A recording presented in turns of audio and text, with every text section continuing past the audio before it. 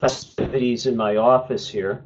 Uh, that we're thinking that it's close to Christmas, so I'm glad that you guys have been able to take some time to join us and talk about a lot of great new plants. It's certainly a full PowerPoint of stuff, and but before we get started, I really want to make sure that we wish all of you a great Christmas and a great New Year, and thank you all for your business this past year. And we're looking forward to spring already, as you can see by the as you'll see by the plants that we're going to go through. Two pieces of housekeeping before we get rolling here. One is that we will have a short group of questions, kind of a poll at the end of this that will be uploaded, and you'll see that as we get to the end of the presentation. And the other thing, it's a little bit different platform from what we've been using, but I want to bring your attention to the chat box up up on the screen. On my screen, it's right below my picture, and that's really the way that we're going to be able to communicate. And definitely, I encourage communication. Um, you just really hit that chat box, and at the bottom of the page, you'll see in very light type, it should probably be a little bolder, but it says type your message, and that'll show up in my screen, and I'll try to answer them as we go. As you might suspect, we'll be trying to really run through this presentation and give you the full benefit of looking at all of these new plants that we have planned for this coming year. So my sense is that many of these questions will be answered near the end, but we encourage you to do that, and I'll be happy to answer anything that you need to that you might have a question on as we go through. So that's two little pieces of housekeeping going forward, and so let's start.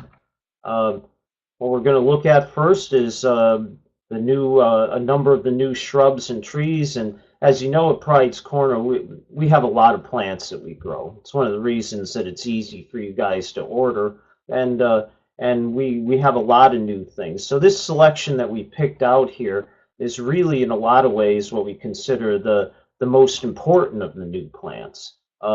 There's others that you'll probably see, or maybe you've already ordered, that are new also. But if we already have about 80 slides here, that's why I'm going to try to run through them pretty quickly. But if we put everything on board that we had coming in for this coming year, you probably would either have to bring a lunch for this webinar, or you'd probably be asleep sooner than you might be, even with what I'm giving you right now. So hopefully you'll have a chance to see some of those other plants, but let's start rolling on through some of these great new plants. Well, a couple of the new plants that we are really interested in here, you'll see a lot of PW ones, and these two, this one and the low mound. So we got lowscape mound and lowscape hedger. These are aronia, new aronia, that are really more landscape ready than a lot of the older varieties that we've normally carried. Those older varieties being things like Brilliantissima or some of the black fruited varieties, all great plants. Anybody who's grown an aronia knows how good they are. Couple of great things about this. These were bred at the University of Connecticut, so they're certainly bred for the Northeast. And let's face it, aronia is a great cold climate plant. This one, the hedger tends to be kind of short. Well, let me put it to this way: a little columnar, but not as tall as, let's say, a Brilliantissima might be. So good for a group planting. And the lowscape mound is really a low, dense plant, and actually a heavy bloomer too. Believe it or not, you can see that in the picture. They all have great fruiting, great fall color.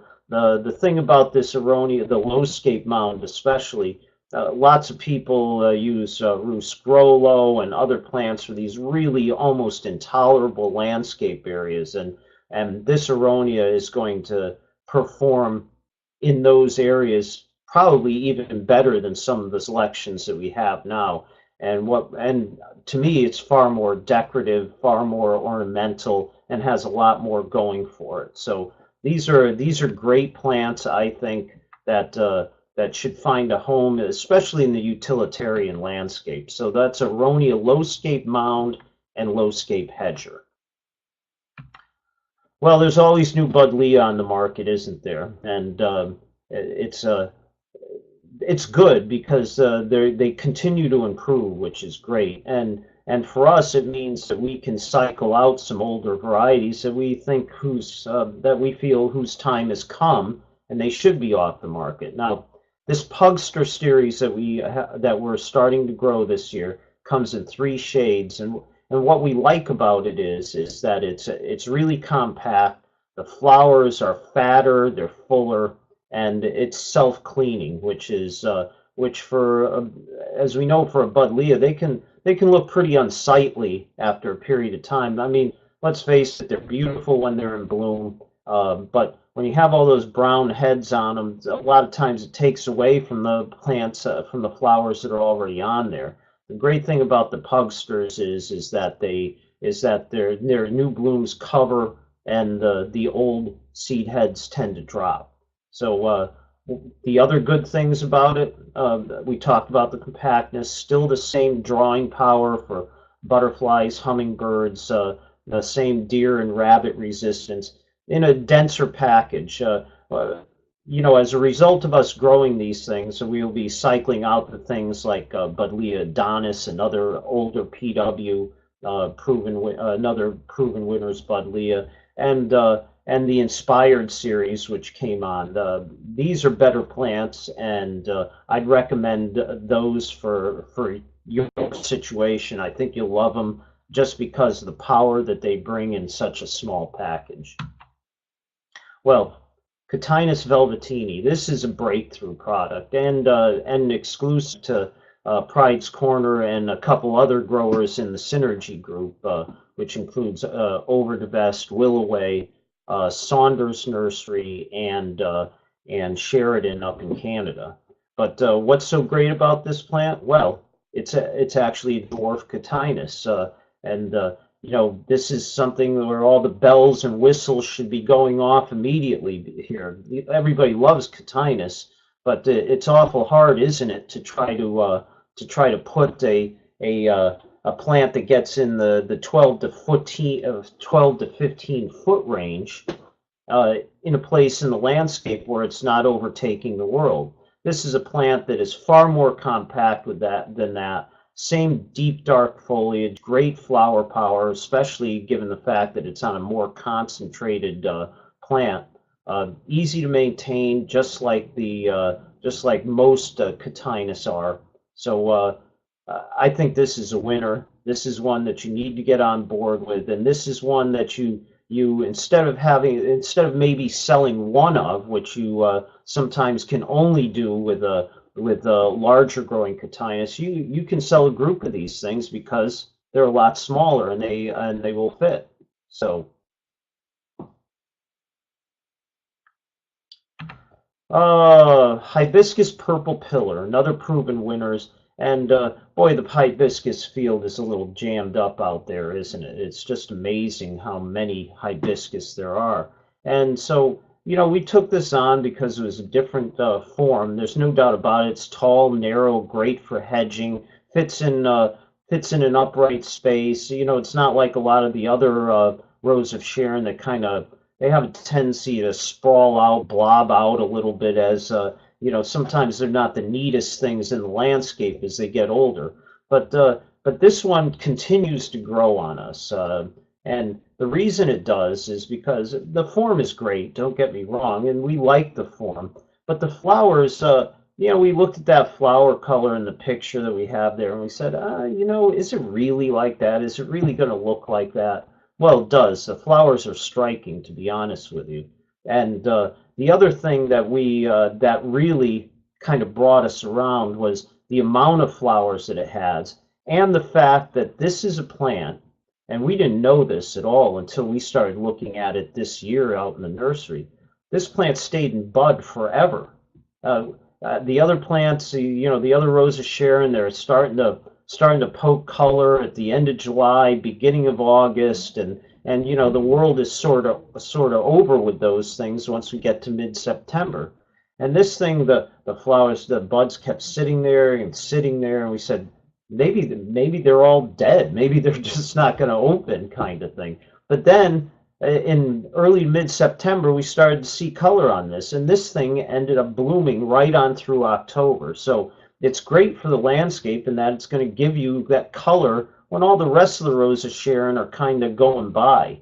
With that form and that flower and the fact that it blooms later, there's a lot going on with this plant that speaks to having it available and in the landscape.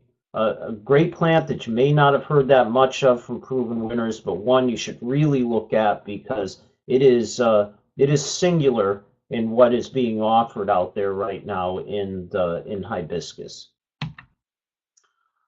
Well, we've got a series. This next group, and I'm scrolling through these things quickly. There's five new incredible arborescence type hydrangeas here, and let's think back a little bit to when Invincibel Spirit came out about 7 years ago.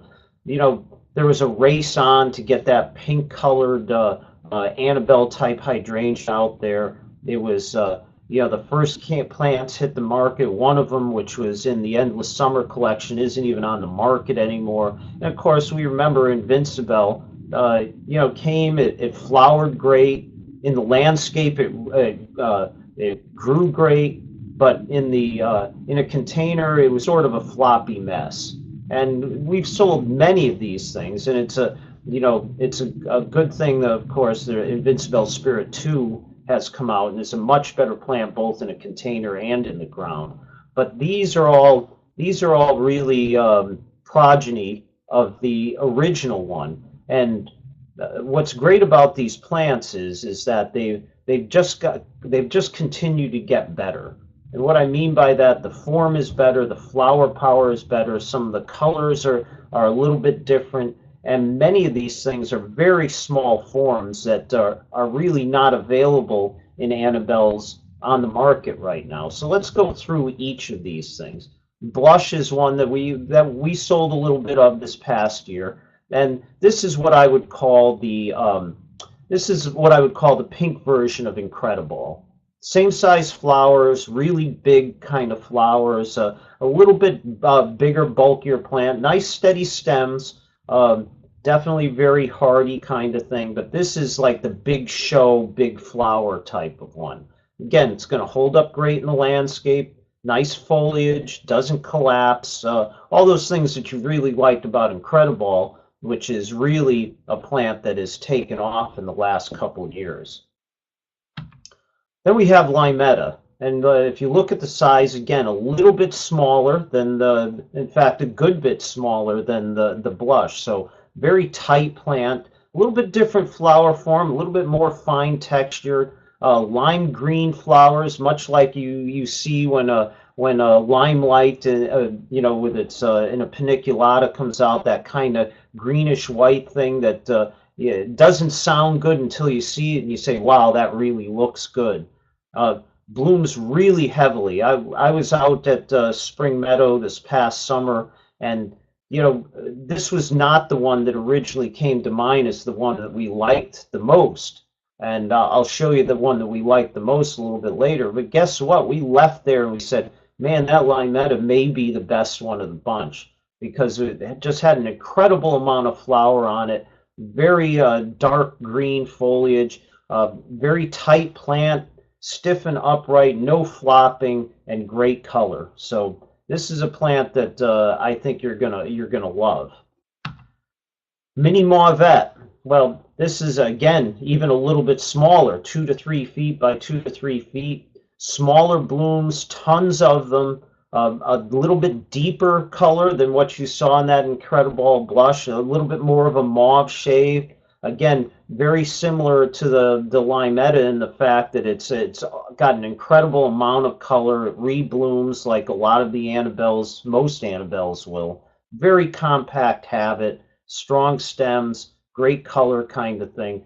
You know, you always got to love plants that you can sell groups of instead of selling one of. And you know, when I look at a 2 to 3 foot tall and wide plant, and with that zonation, it should get everybody kind of excited to see to think of the possibilities for your customers. Incredible ruby, again, another smaller plant with dark foliage. Great flower show, even darker, the darkest of the pinks in this program. And again, that color is really just so different from the first group that came out. It's really something that's missing in the landscape. And of course, like I said, with all the guys in the north, you know, I know you're selling a lot of things like Endless Summer and all that, and they have their place, but there's a lot of people I know that are coming in and saying, hey, I want flowers no matter what. And with these plants at Zone 3, that no matter what is taken care of. So this is Incredible Ruby. And finally, this is Wee White right here. And this is the one that originally that we loved here at Pride's Corner Farm. And who couldn't?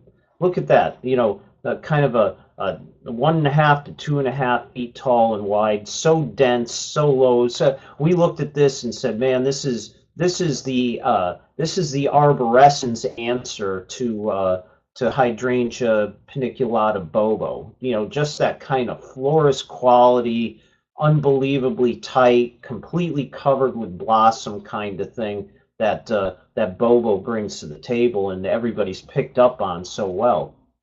And we still love this plant, and we think it's going to be a huge plant for us.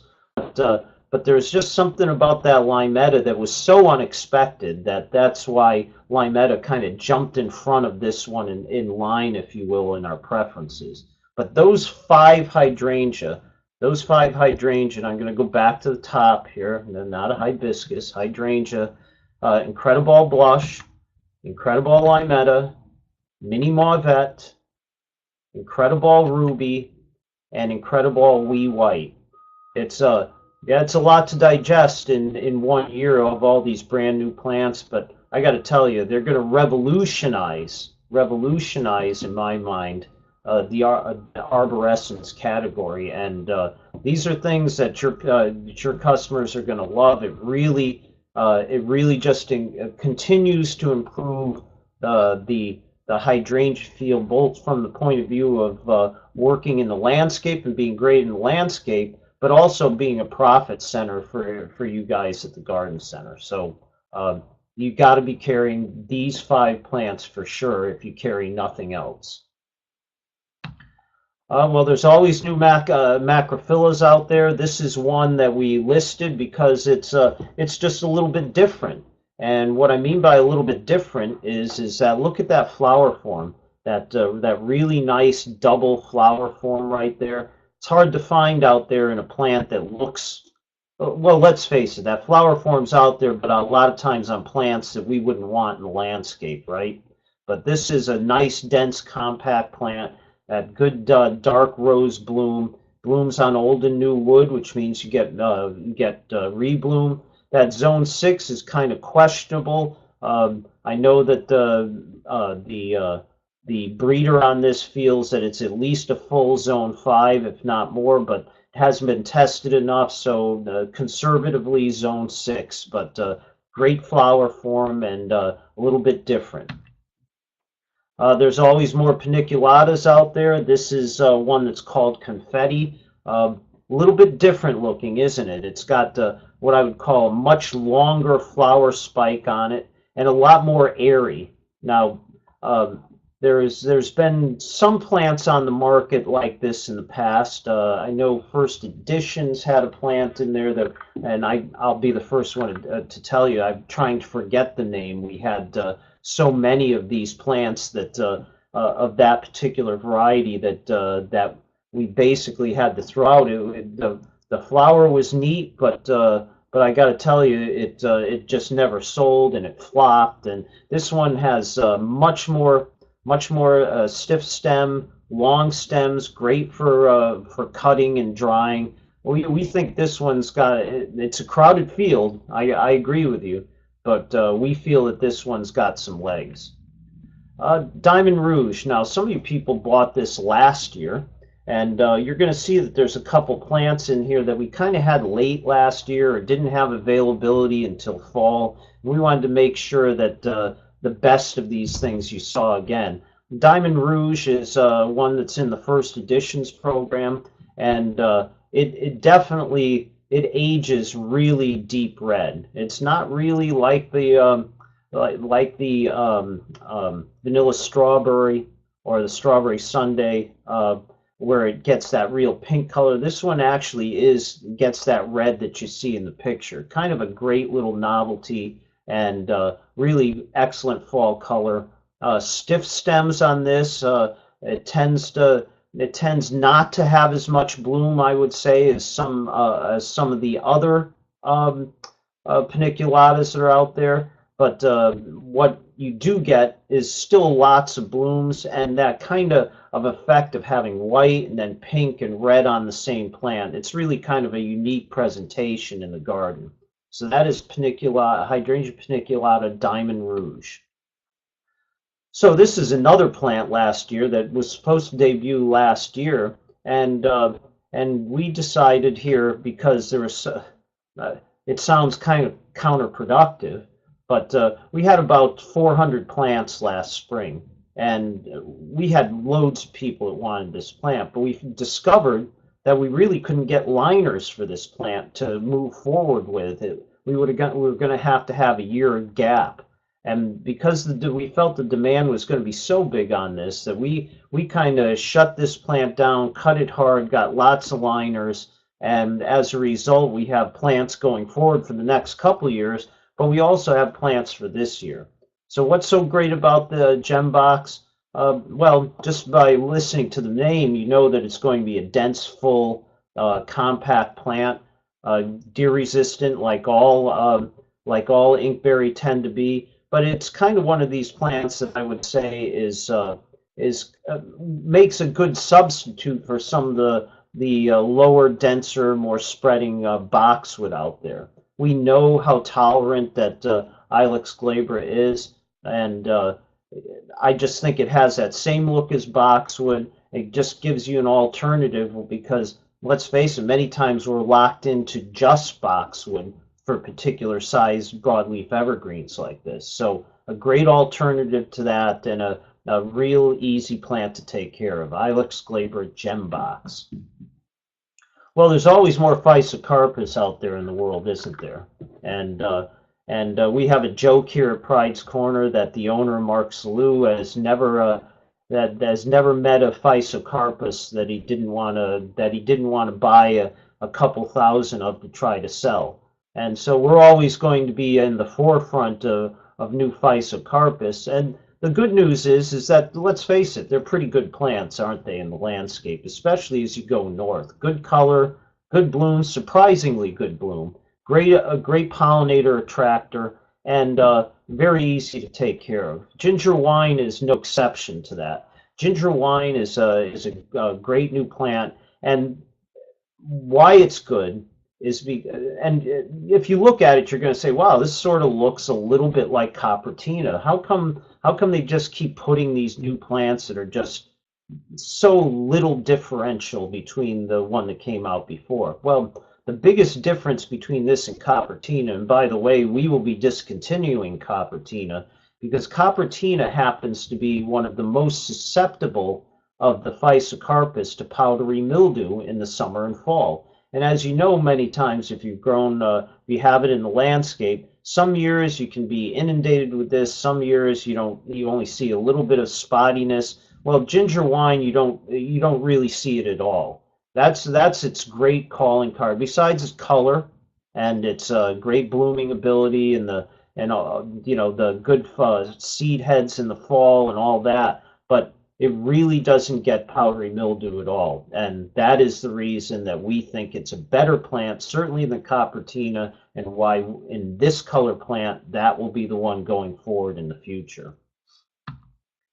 And of course, there's gold. There's gold in those in Physocarpus, and Tiny Wine Gold is another new one out there, and a little bit denser form, much smaller foliage, a little bit better texture. I kind of enjoy this plant. It you know, and I'm not like Mark. I'm not the biggest Physocarpus lover in the world, but this plant is attractive. It's that color is bright. Again, the texture is great. It blooms well, stays dense. You can actually fit it in a smaller place than you can something like, let's say, Physocarpus Little Devil that has the small leaves, but actually gets to be a fairly large plant. This gives you the small leaves like Tiny Wine does also, but it also keeps it on a small plant. So I think another good breakthrough for Physocarpus, Physocarpus Tiny Wine Gold. A couple rhododendron that are really under the radar screen here. We love Rhododendron Dark Lord here. We sold it last year, and it's a Weston Nursery selection, great foliage.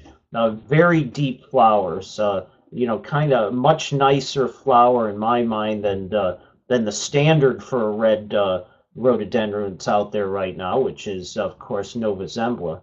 But we think that this is the way to go for red. We are ramping up our numbers a lot on this plant, and just because it's a better colored, less open plant form than of course Nova Zembla. Nova Zembla is kind of that vasey, leggy, no foliage on the bottom in the landscape after a while. This plant takes care of that also.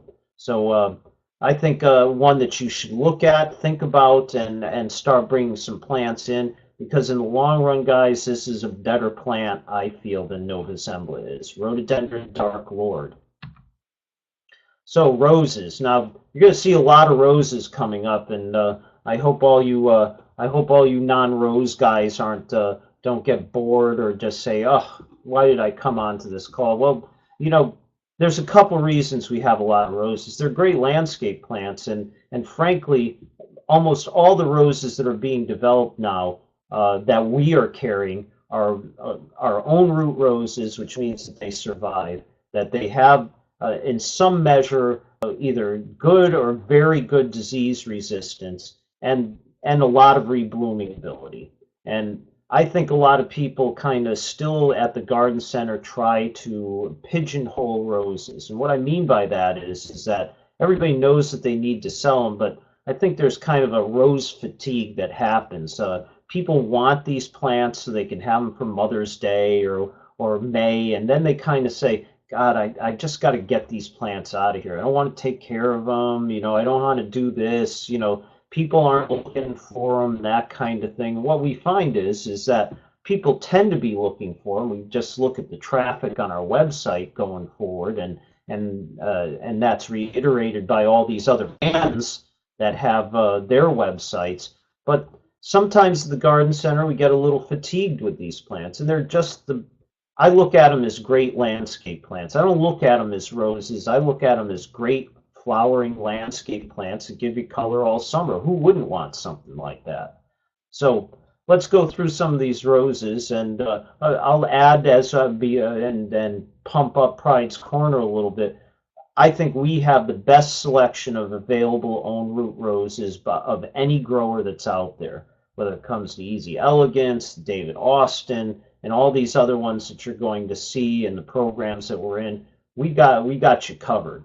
And so these are the roses that we think are the best. Yeah, do we carry teas and climbers? Sure we do, because people still want them. Not because we love them, but because people still want them. But these are the roses that we kind of love. And so I'll be showing you a few of these things. Couple new David Austins. Jubilee Celebration, again, a very nice flower.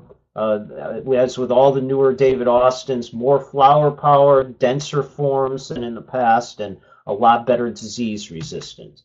Lady Gardner, that nice apricot with yellow color, that really good double bloom like that, and great fragrance on this one. Something that you really want to look forward to. We are up now to, I believe, carrying about 25 varieties of David Austin roses, which is a great selection. These are just two of them. Well, I'd be shot if I didn't mention this plant, and I don't need to be coerced into talking about it. This is a big effort from Proven Winners this year. This is a plant, a last rose that they are pulling out all the stops on to get out there. And why is that? Well, it's a unique color for own root roses, for shrub type roses. It has great disease resistance. It's got great fragrance. Now, one of the things that is missing many times from own root roses and from hardy landscape roses is scent.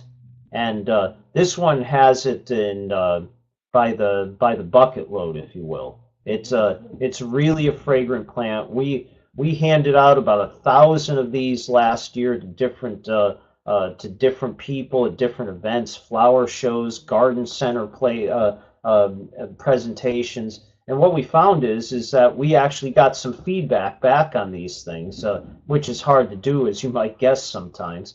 But people loved this plant in their landscape. They had no issues with it, didn't have to do any extra work, loved the scent, said it stayed in bloom most of the year.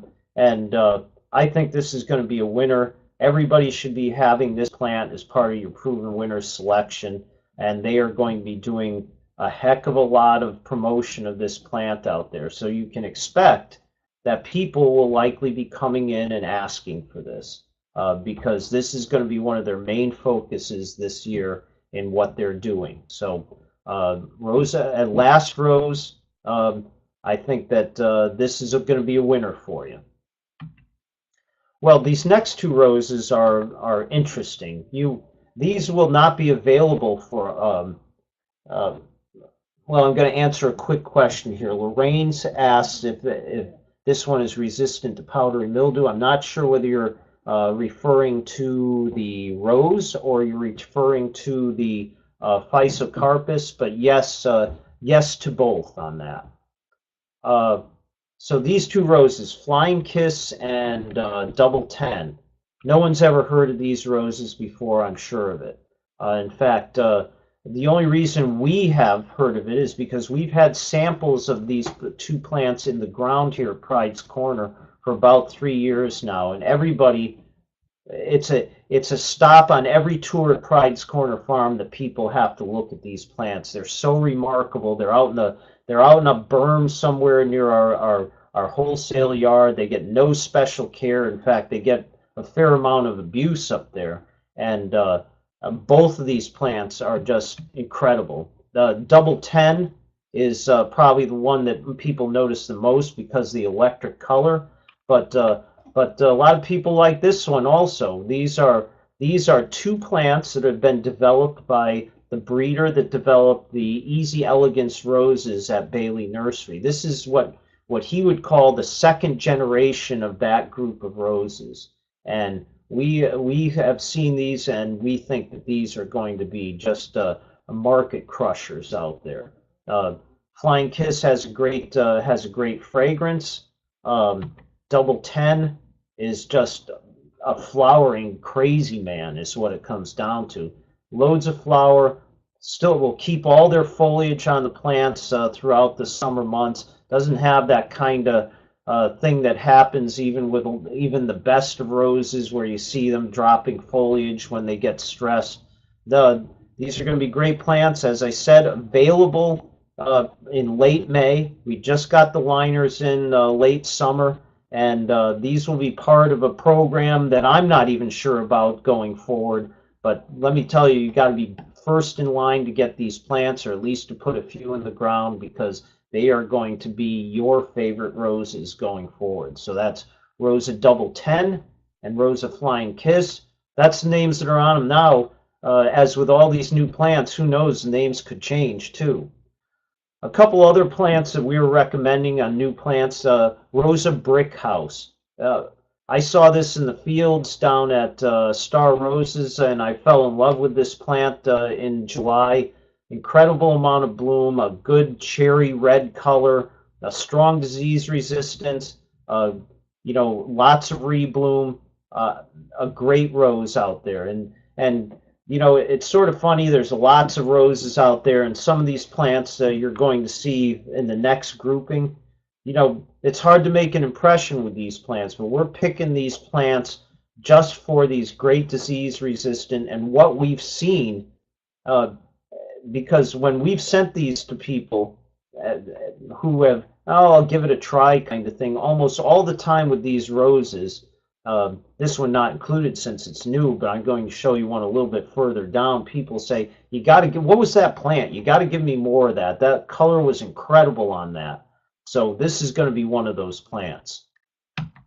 Color Cocktail. This is another Synergy Group exclusive at the moment. This is a plant that we had this last year. We got it late. What we love about this plant is the incredible amount of rebloom and the chameleon-like nature of this. It kind of opens up yellow. It kind of starts taking on pink. It ends up pink. Lots of bloom on it. You can consider this kind of I would say like a drift rose, but a bigger drift rose. Drift roses tend to be kind of that maybe a foot tall. This gets up to about 2 feet tall. Same spreading ability, perfect for massing, perfect for a container, and really floriferous. It's got a light scent to it. I love this plant. You got to see this plant. It actually is better blooming and better color as the year goes on. And like many plants in the fall, the colors are so vibrant on this, it's almost riveting. So Rosa Color Cocktail. High Wire Flyer, another new star rose that we're carrying. Why are we carrying this? Because it's actually a small size climbing rose. As you can see, 4 to 6 feet, 5 to 6 wide. Most climbers, as you know, they're in the 10, 12-foot range. They're wild, they're unwieldy, they're just a pain in the butt to deal with. Not High Wire Flyer. Its own root, strong blooming, still has that climbing form, repeat bloom, disease resistant, perfect for smaller landscape spots. Isn't that something that everybody wants in a climbing rose? High Wire Flyer. Ice Cap. Well, this one's been on the market for quite a while, and why would even we be looking at this kind of white Floribunda? Well, mainly because we looked at this and said this is really just a more robust, stronger blooming, and we felt more disease-resistant selection than an old standby like Iceberg. Better flowers, we thought, and a better form. Dense, full, heavy blooming, and compact.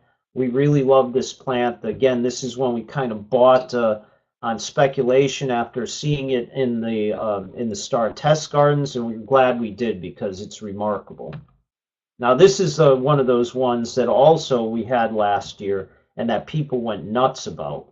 We pre-booked about 20 of these plants last year, and I'm saying, oh man, as the rose buyer here, I just kind of figured that this is one that I was going to get hammered on. We'd never get rid of these plants, and then it started blooming. And this put really all the tea yellows to shame, and it had so much more going for it than those tea roses. First of all, its own root and hardy, a lot more disease resistance, a lot more added bloom after the first flush. Great foliage on it. This is one in that color that you just got to have. This is a great rose, and a lot of that feedback came from you guys. But this is one that you really want to have in your rose selection. Miracle on the Hudson. Well, this is another Synergy rose that is starting to get legs out there for good reason. Not only does it flower well and has the disease resistance and that little bit of a double flower, the new foliage flush on this plant is worth the show even without the flowers. It's this brilliant coppery red foliage. Think about a Pyrus mountain fire, but a little bit darker. And there's another Pyrus out there that we're carrying that I should remember, and I can't right now, that has the same colored flush on it throughout the spring if you cut or the summer if you cut it back. It's just brilliant and great plant. And this is another one that I think that you can sell with confidence here. I love this plant. Two new knockouts on the market. Many of you guys have been saying, boy, knockouts gotten tired. When are we getting new knockouts? Well, there's two this year. Three, actually, if you count, and I'll show you what I mean by three. But we have Coral Knockout right here, which is kind of a real orangey salmon color, good bloomer, good in the landscape, really the same characteristics as all knockouts. We have Peachy Knockout, which we had here this year, and this one bloomed like crazy throughout the summer. And we have White Knockout. And what really White Knockout is the old whiteout. They just changed the name on it. A really good, dependable white knockout plant that we've sold well and that you have sold well. So three new knockouts out there to help reinvigorate that group of roses. A couple other shrubs. This one is, well, it's misspelled on the slide. It's Sambucus laced up. This is a tall, upright Sambucus, really almost a novelty, except when you start looking at the fact that it fills the space, great bloomer, great texture and foliage. So it's Sambucus laced up, and this will be available to, I think we have some that are available this spring, and certainly we'll have more in the summer. Love that deep dark foliage that has that same texture as let's say a Japanese maple, but that little bit different form. The double play series of hydrangea have been a bit of a revelation to us. Now, a lot of people may be suppressing a yawn at this point when it comes to talking about spirea. You know, for people who know plants, there's probably no more yawn-inducing group of plants than spirea. But guess what? These plants sell a lot out there. They're very utilitarian, and they're getting better all the time. And Proven Winners has done a great job of reinvigorating this group of plants. We just happen to be kind of tied, many of us, to the fact that we're thinking about the old generation of spirea. But look at this plant. This is Painted Lady, and it has that strong variegation throughout there. What old school spirea has that? It has that strong pink magenta bloom, that colorful foliage all year, great form, still easy care. I mean, every spirea is, but this is a little bit different take on a spirea and should open up your eyes a little bit. Double play candy corn is another one that's like this. Now we have Big Bang that is in this double play Big Bang, which looks to be a similar color, but it's a much larger leaf and a much larger plant than this. Candy corn is a much denser plant, and it actually has more brilliant color on it than even the Big Bang does. Everybody who's seen this plant at the nursery loves it. It's always different shades of oranges and yellows, very compact, a good bloomer, and this is another one that I think should open your eyes about how good a spirea can be in the landscape all summer, not just for that 2 weeks when it's in bloom. And the great thing about the double plays is, just as the name says, you'll get more bloom on this, unlike other spirea that you have to beat up in order to get that to happen. So two great new double play spirea. This is a different take on a vaccinium here. This is a Pride's Corner exclusive this year, and look at that foliage on that. That's remarkably colored foliage when it flushes out, and holds on to this foliage color for quite a long time, and then in the fall tends to get this color back. So you get a couple of great things here. One, you get a plant that's decorative in the landscape at many times during the year, and two, you're going to get lots of fruit on this. This is a very dependable fruiter we thought it was unique, and we loved the color that it brought to the landscape. You know, the interesting thing about vaccinium is everybody kind of pigeonholes them too, but they're great landscape plants, and this one has the added bonus of having that great foliage throughout a good portion of the year. So this is Vaccinium Cabernet Splash. So that was a quick run through shrubs and roses. Let's dive right into perennials right now and see what's out there in the offing. And again, I'm going to caution you that that this is only a thin slice of just the overwhelming amount of perennials that are out there. Our goal is to help pick out the best ones and show you the best ones. But we really love to hear your feedback on some of these perennials going forward also. Baptisia American Goldfinch. Well, one of the biggest success stories from 2017 at Pride's Corner were these Baptisia that we sold as part of, that came from Walter's Gardens. This is one of them. And there's just this whole series of colored Baptisias that are just so much better than most of the older Baptisias. And let's face it, for years, you know, the Midwest is specifically Chicagoland and the botanical garden out there had an intensive program of trying to bring these new Baptisias to the market. And for the most part, it just didn't do well. There were a couple good plants, but they never caught on. But this group of ones from Walters that they have both in plants that work, and they have some that they didn't put in plants that work, and thus we have it in proven winners, and we have in plants that work, are just great plants. Dependable, great blooming, as with all Baptisias, good foliage. The only thing that I wish that they had going for them is the same thing that you do. Boy, everyone wishes that they'd just bloom longer because they're spectacular. And but they're so easy to care for, and they do great in really crappy soil, as we know, dry, rocky, sandy, and they're a great pollinator attractor. What else could you want out of a plant than that? Well, Coreopsis. There's a great story out there in Coreopsis, and I'm going to show you that at the end as we go through. But there's a lot of new Coreopsis on the market. We're going to tell you as we get to the end of this presentation where we have kind of planted our flag at Pride's Corner in talking about Coreopsis, because there's a lot going on out there in the market. And frankly, I believe that it's easy to make a choice about which ones you should want to go with. But this is part of the Big Bang series, this particular one called Coreopsis Big Bang Polaris. It's in our White Flower Farm program.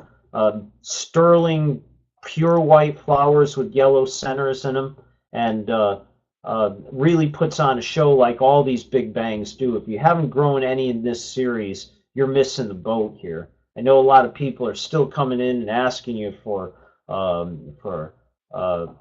you know, all the old ones, the Zagrebs, all those ones that have been out there for a long time. And yeah, they have their place in the landscape, but boy, these are just so much better plants for a lot of reasons. Sterile flowers, which means that they bloom longer. They're far more disease resistant. They're a lot better packaged. As I said, longer bloom, much more compact form, far more disease resistant. All these Coreopsis that I'm going to be showing you are just great landscape plants. Permathread, Shades of Rose. This is one that we had this past fall, and this thing sold like crazy, and this is kind of one of those things that, we didn't do a lot of promotion of it. We didn't talk about it that much. We put the plants on the availability, and all of a sudden people wanted them. We sold a few hundred of these late this past fall, and it's really a different flower, isn't it? It's got that little bit of yellow center and that increasing pink as you get out to the end of the ray flowers. A little bit larger plant, a little bit larger form than what you saw on the Big Bangs before this, but still very compact, very uniform. Again, sterile flowers, so not a lot of seeding, a lot more concentration on producing bloom. Boy, a great plant. This is Coreopsis permathread shades of rose. Another Coreopsis, Little Bang Enchanted Red, much denser and fuller. Uh, those really red flowers. I know everybody gets a shiver when they see red flowers on a Coreopsis. We're all kind of gun shy after 15 years ago, those Lime Rock rubies coming onto the market and everyone getting burned on them, and but this is different. These are very hardy. They're bred in the New England area. Superb amount of bloom. Again, same thing, disease resistant, sterile flowers, longer bloom, intense color all summer, and in a really dense full form. Orange Elf, basically the same thing, same form, same attributes, just that orange color that just kind of really makes you stop and turn and look. Great color, great form, long blooming, deep orange in the near that yellow center, kind of fading out to lighter orange or gold on the edges. Well, dianthus, there's another group right here. There's just tons of dianthus on the market. Sometimes it's an overwhelming amount of dianthus. But what is really interesting about dianthus is that we always think that we have too many at Pride's Corner Farm, and they always sell. They just look good on the shelf, don't they? There's great foliage. They bloom a long time. And one of the great things about these new dianthus is just how much longer they bloom than the old ones do, how well they hold up, how when the flowers go by, they kind of self-clean and on these newer varieties, and there's always a new bud, a new bloom to top it off. And Bumbleberry Pie here is one of those. Again, good hardiness, larger pink flower with that deeper raspberry eye, great fragrance, stems don't flop. What else could you ask for? In the landscape, they're great, but in containers, even better. And we know how much people are using many of these plants in containers. Well, guess what? This is like the poster child of that. Fruit Punch Raspberry Ruffles in the Proven Winners program. Again, what I like and what I see of what's being bred back into to dianthus. Remember in the old days when we sold just perennial carnations, they were horrible plants. They had great flower forms, but they were horrible plants. And so they kept breeding for great plants, great foliage color, disease resistance, and we got these low, dense plants going forward, but the flowers are always kind of like, oh yeah, they're kind of pretty, they're kind of small, but boy, I really wish we could get these small plants with the old carnation type of flower on it. Well, here you go. Look at that flower. Doesn't that look like an old style carnation flower there? And you're getting the best of all worlds here. You're getting the great form. You're getting the disease resistance. You're getting that great fragrance on a tolerant plant that still attracts pollinators. But look at that flower form. Man, that's what breeding will do after the long run here, isn't it? And there's great reason to love this plant, Dianthus raspberry ruffles.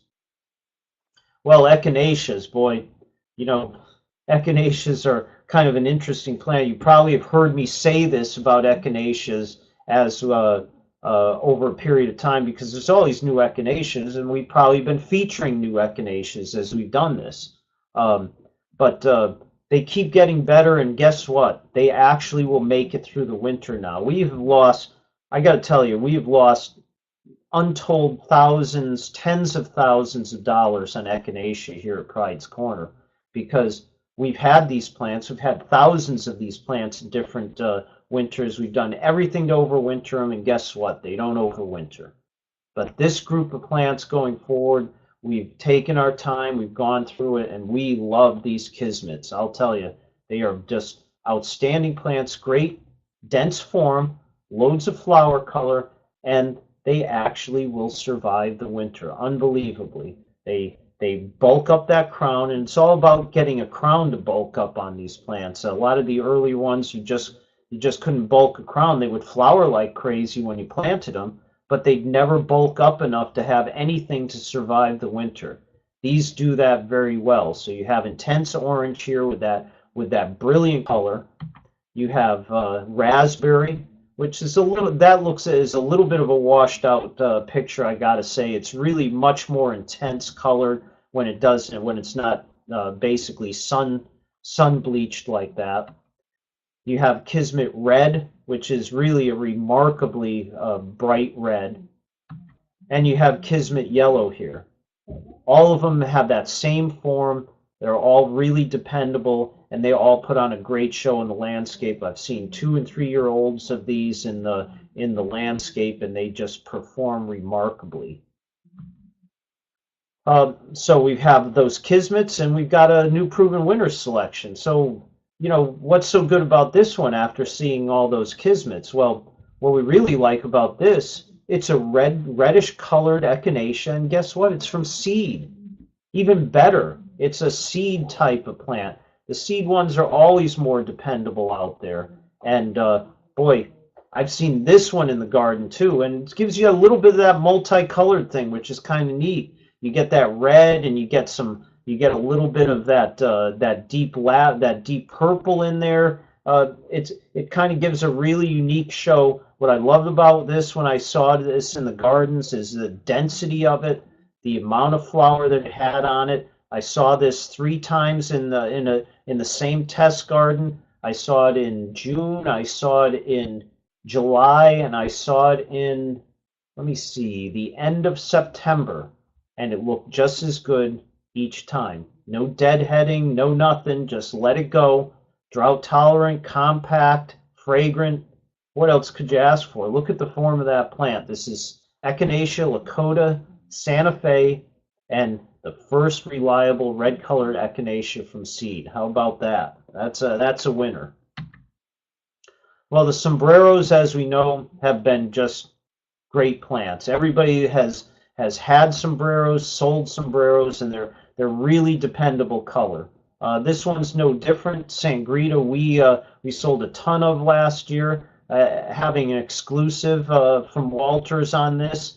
It's going to be more out there in the market this year, but again, great color, ruby red, long blooming. I don't have to say a whole bunch about sombreros, but to remind you what a great show they put on at the garden center and how they're sort of irresistible for people to buy.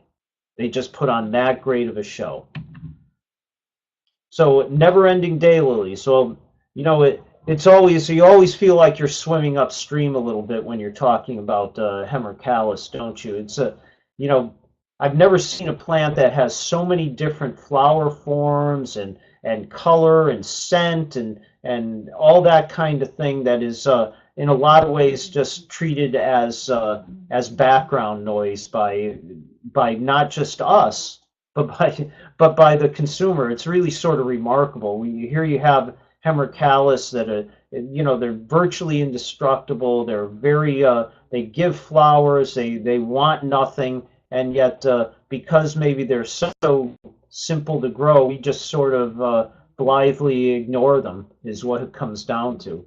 Well, this group of never endings is just really a good group of plants, and this is we found these plants as a result of the synergy trips that we're taking to Holland, and it took a lot of convincing, to be honest with you, that we would want to go into a hemercalis line, just because of what I just talked about in the last minute before this. But we were blown away by the amount of bloom and how really dense and full these plants were. The long season bloom that they gave, the good colors, and just the indestructibility of them. So this is hemercalis never-ending buttercream. We have peach blast here, a pink parfait, red velvet, which is really striking in my mind with that red and yellow stripe in it. We have rosy ruffles, and we have yellow parfait, and we have strawberry swirl. A really great series of daylilies. Again, I know they don't bloom when the people are in the store. I know that you're tired of hemerocallis, but if you're really looking for some hemerocallis that you can hang your hat on and tell people that they're going to give them varied color, that they're going to be so good in the landscape, then these are the ones to go with. I see we have questions accumulating. I apologize that I have not answered many of these. Mark, you're asking, is it two-tone? And I'm not sure which one you were asking. Oh, you're maybe talking about the Lakota. Lakota as a two-tone. It does give you that look of two-tone. There's no two ways about that. Yeah, thank you, Mark. It is the Lakota. It does give you that look in the landscape that it looks like two-tone, but it's mostly red, and most of that purple will go to red, but it's a very interesting look. Lorraine asked something about burgundy leaf shrubs that are deer resistant. Barberry is banned for us in New York. Well, I'm going to ask you to hold out another year or two. We have, as part of the Synergy group, we will have exclusive new red barberries coming out in the market, light crimson pygmy types, yellow types that are actually will be able to be sold in New York, that are certified seed-free, and these plants will be coming on the market in the summer of 2018 and the spring of 2019. So if you really have that in mind on barberry, that's the ones that I would tell you to hold out on, and you'll hear more from us on that. Moving on in perennials, Nepeta. Well, there's been a revolution in Nepeta, which is kind of interesting when you talk about hemerocallis. Everybody uses Nepeta in the landscape, and they keep using more Nepeta in the landscape. But it's just an incredibly hot plant, and there's been all these great new forms, these dense forms, these non-sprawling, not have to cut back, not have to just beat back all the time. And Cat's Pajamas is another one. This is one that is going to be exclusive this year to the Synergy group growers, including Pride's Corner. I saw this summer out at Walters, and man, I'll tell you, this is a color machine with great form, great rebloom. This plant branches at the base. It's really solid. It doesn't sprawl. Long bloom season, very pollinator attractive.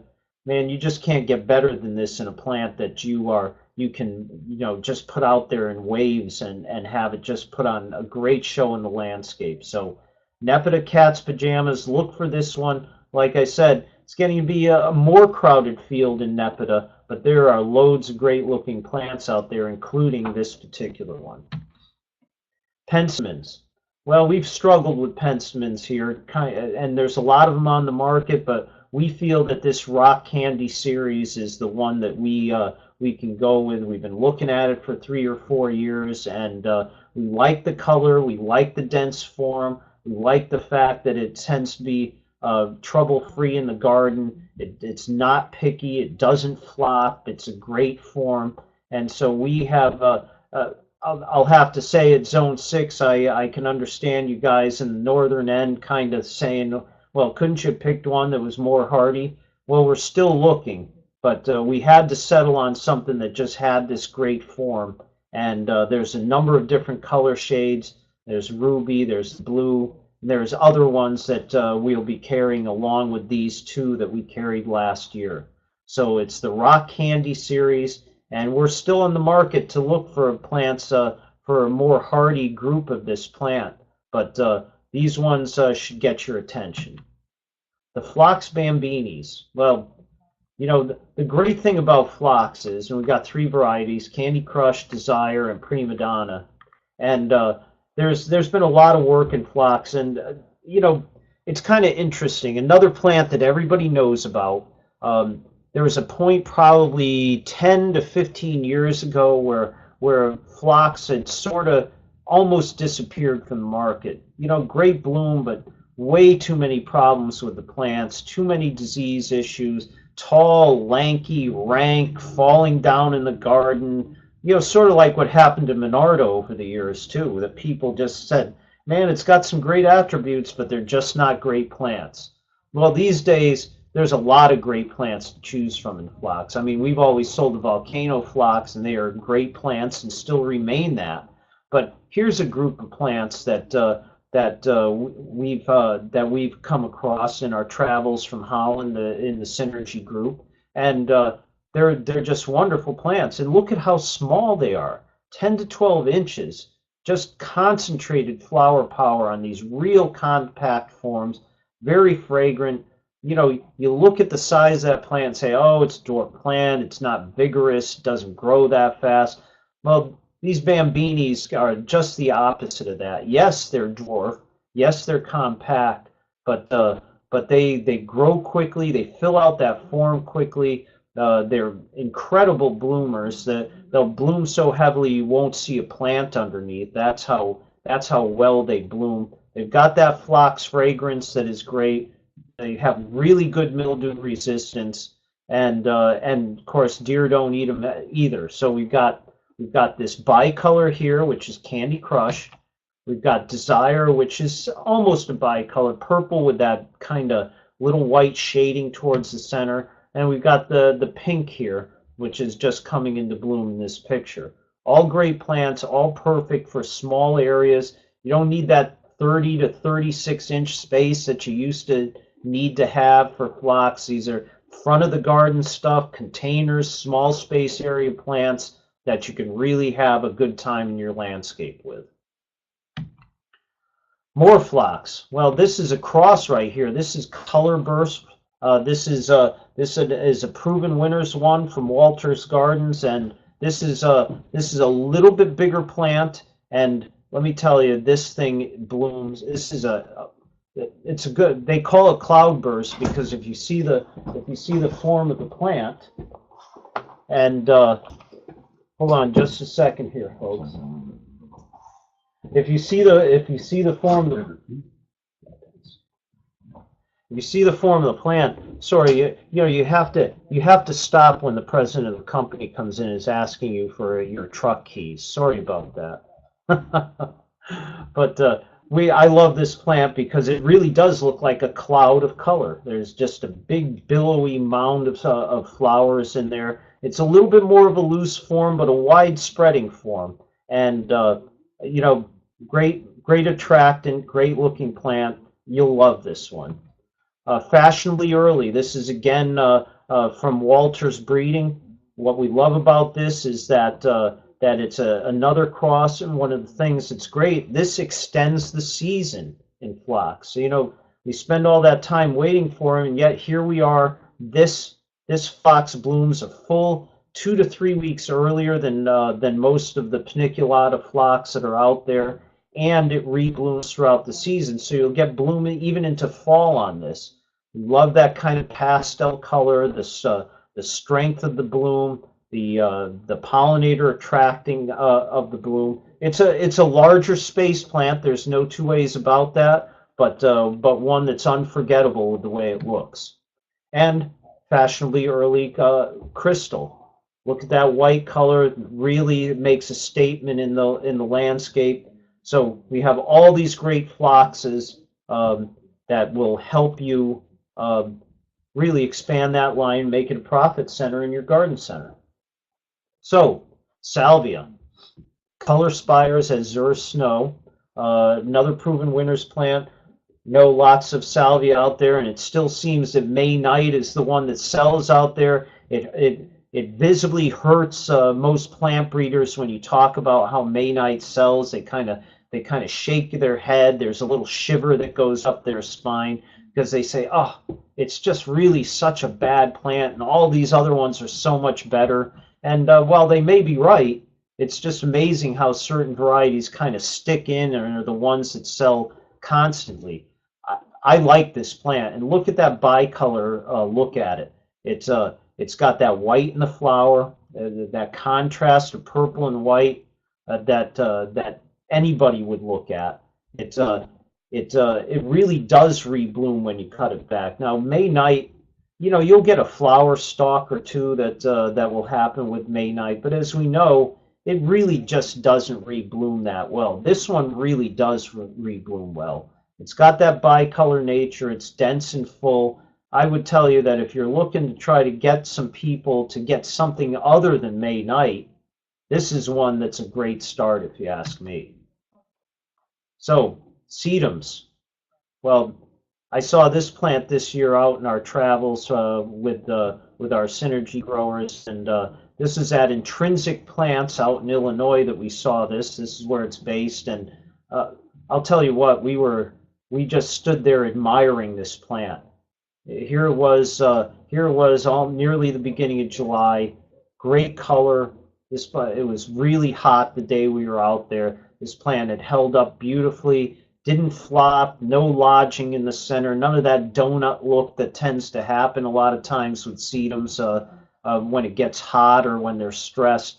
Boy, sturdy, strong bloomer, compact form. This plant's got a lot going for it. This is sedum Little Miss Sunshine. Uh, Another one from Chris Hansen, boy, he's been working hard on these sun sparklers. This one is Plum Dazzled, and we feel it's the best one yet for color. It holds up really well. It's got that kind of smoky blue to purple foliage on it. Great contrasting, even deeper, kind of what I would call plum colored. Yeah, I guess they're kind of reddish plum color. They certainly stand out against the foliage, but a great plant in the garden. And look at it mixed with that white behind it. Boy, you want to put on a show, mix this with yellow or white in the garden, man. What a contrast you're going to have. Again, perfect in a mixed container, easy care plant. This is Sedum Sunsparkler Plum Dazzle. Now, another group of plants from Intrinsic, and these are in the Proven Winners program, are these this rock and grow series. This one is Pop Star. Pure Joy is the one that first went into this series. Pop Star is even more dense. It's almost that perfect cross between a creeping sedum and an upright sedum. This is really an upright sedum that spreads out quite a little bit and becomes a dense mound. But look at that flower power.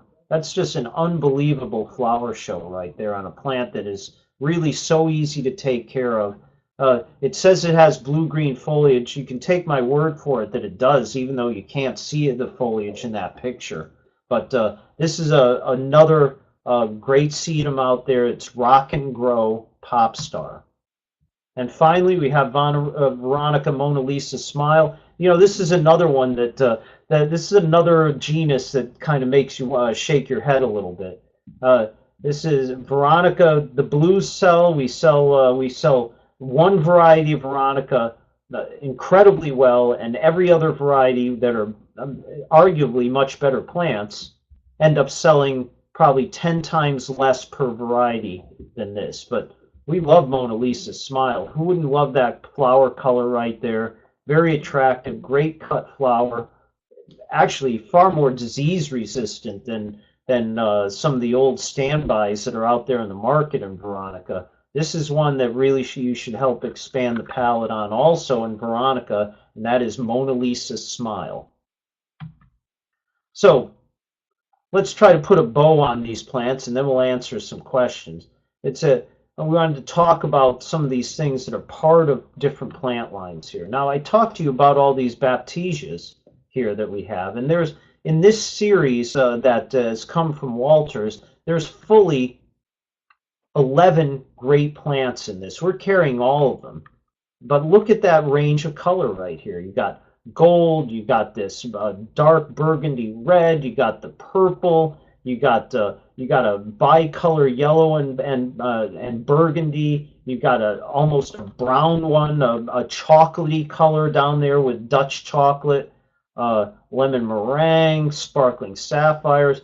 Man, I'll tell you, great color range and perfect to sell as a group. You guys, if you think Baptisia is all about the blue, it's not anymore. This is a great group of plants. We are carrying all 11 of these varieties in this group of Baptisia. So come and get them. Well, we talked about Coreopsis earlier, and those 4 that I showed you were all Darryl Probst.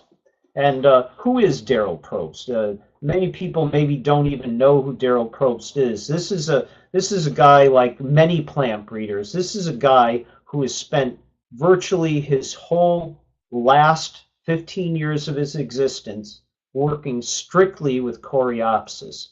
And uh, I've had the benefit of being in his fields, and believe me, if you want Coreopsis overload, this is where you go. His fields are, he's in the New England area where he does a lot of his breeding.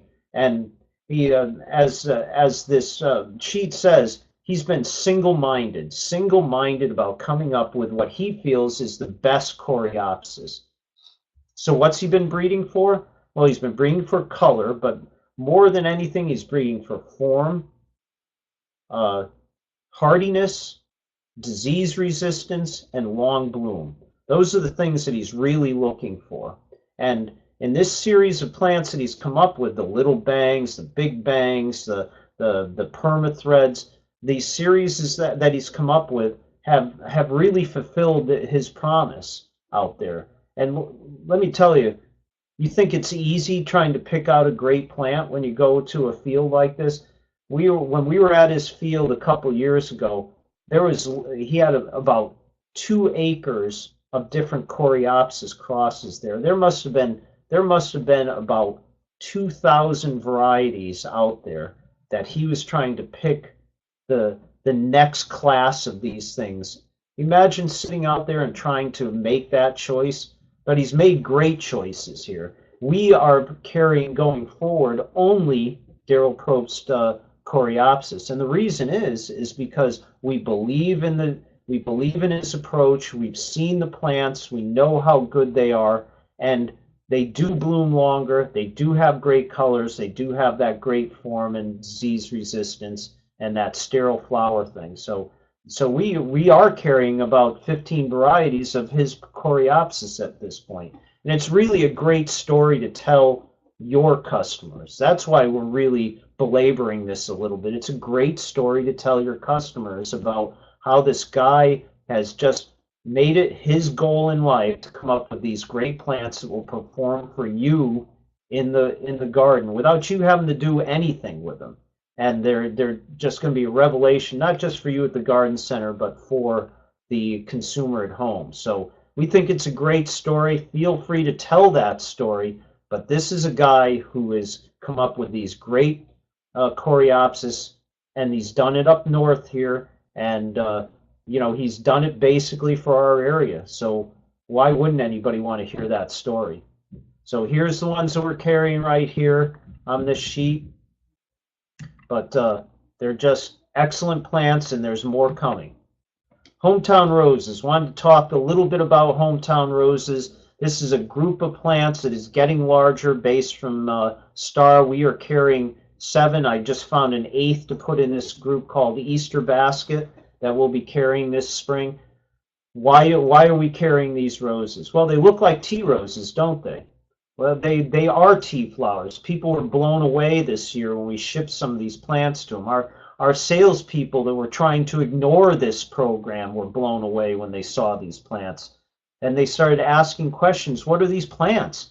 Well, what are these beautiful flowers that my customers calling me about? And I said, well, if you'd gone through your hometown rose material and looked at it, you would have known these were going to blow you away. And they certainly do. Great flower forms, bred to survive in this area. That's why it's the name, My Hometown Roses. They're meant to survive in the Northeast. These are great roses for the Northeast. There's other My Hometown Roses that really don't do well in this area, and we're not growing those. We're trying to get these disease-resistant, tea-like roses that are strong rebloomers into the garden because they're just so much better than the Mr. Lincolns and the Peace Rose of the world. That's really our goal in a lot of ways, is to fulfill the promise that roses bring when you look at the flowers.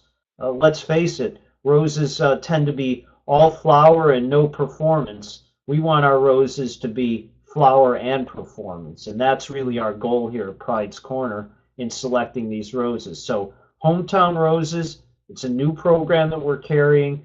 guys should buy into it a little bit. You're gonna love the flower colors when you see them, and just talk to your sales teams, and we can set you up there. So 82 slides in an hour and 15 minutes. I thank you for hanging in there. So let's talk about some of these questions here.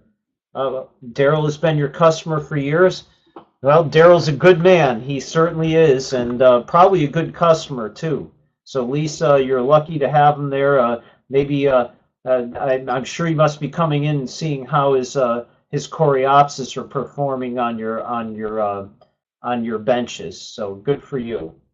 What other questions might you have? Feel free to use that chat box and write those questions on here. I'm happy to answer anything. We'll certainly hold out and make sure that we're talking about some of these things as we go through here. God, I can't believe that I answered everything for everybody here. Oh, I see Kathleen's writing, so good. Thank you for responding, and thank you again, folks. Certainly for coming on the call here. We like doing these calls. We're looking for some feedback from you to see what other subjects you'd like to have us talk about.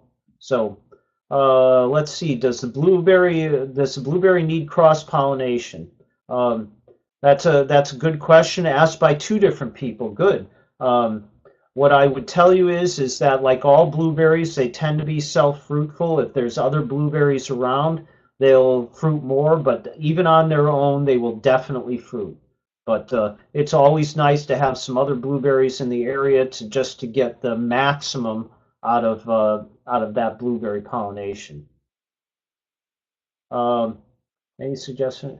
Well, I know I was telling you earlier, I see this question has come up again about barberry. We've got our new barberry coming along here, Lorraine. We have certified, able to sell into New York barberry that has passed the New York test. That is going to that will be happening starting in summer of 2018 and certainly into spring. We have a crimson one, a crimson pygmy type that is called Crimson Cutie that will be coming out. There's a lemon glow and a lemon cutie that will also be available. As far as what you could use right now to do something like that for that burgundy color, you might. It's a little bit larger growing, but I might suggest a Physocarpus tiny wine that might work for you. That's a really good burgundy foliage that stays a little bit more dense like that. I would say that comes to mind for a real hardy plant like those barberry and will grow in real tough places. That's the one that jumps off the page to me is something like Physocarpus tiny wine.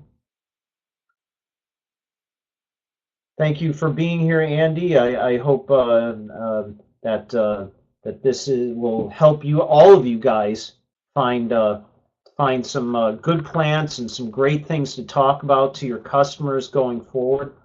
Pantone Color of the Year. You know, I can't remember the name of it, which is crazy. I've read it about 5 different times, and it's a ultraviolet. Thank you. I knew it was a purple color. Thank you, Kathleen, for jumping in on that. But it's ultraviolet. It's a sharp color. It's definitely doesn't fade to the background. And so there were actually some of these new plants that look pretty close to being nice in there. So that are close to that color. So look out for those. Any other questions here? I'll hang in here for another 2 or 3 minutes, and I'm hopeful that you guys can. I'll have to see where that survey is. I'm not really sure where that survey is, to be honest with you. Oh, there it is. I see it now. I was just going to go over and pull and hit that little clipboard over there, but we'd love it if you filled out this survey. That'd be great to get some feedback. Uh, Donna and Mark, thank you for being on the call. Thank you for your feedback. I'm glad you liked the presentation, and we're happy to do more. Let us know if there's anything else we can help you with. Our sales teams want to help you out and get you more information, as do we. So any questions that you have, we're happy to follow through with you. Again, is it available on rerun? Yes, we're recording this, and we will be putting it up on our website within the next week or two, so that you can use this at your garden centers.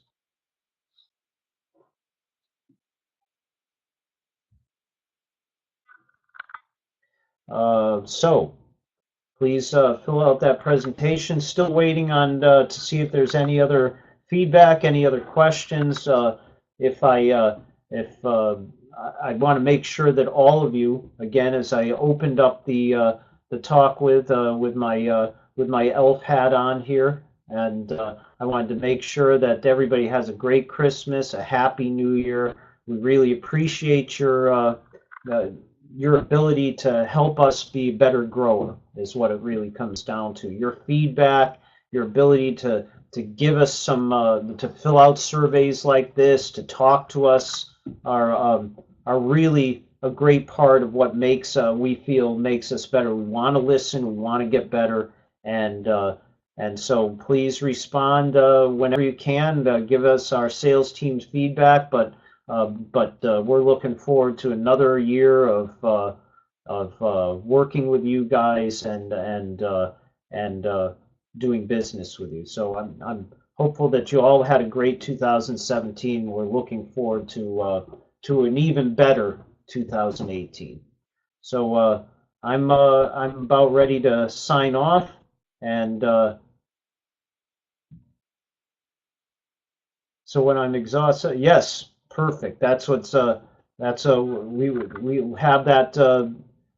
Donna, I didn't even pick you out there, so definitely we will help you out there in Cromwell with all of this stuff. Just talk to me and we'll move forward there. Thank you, Donna. So in closing, Merry Christmas, and we will see you at the trade shows. Hope to see everybody at Mance, and that you fill out that form and get it back to us. So thanks again, guys, and we'll talk to you all soon.